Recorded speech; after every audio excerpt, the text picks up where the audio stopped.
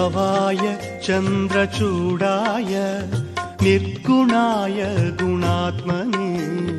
कालकालाय रुद्राय नीलग्रीवाय मङ्गलम् ब्रह्ममुरारिसुरार्चितलिङ्गम् निर्मलभासितशोभितलिङ्गम् जन्मज दुःखविनाशकलिङ्गम् तत्प्रणमामि सदा शिवलिङ्गम् भवाय चन्द्रचूडाय निर्गुणाय गुणात्मने कालकालाय रुद्राय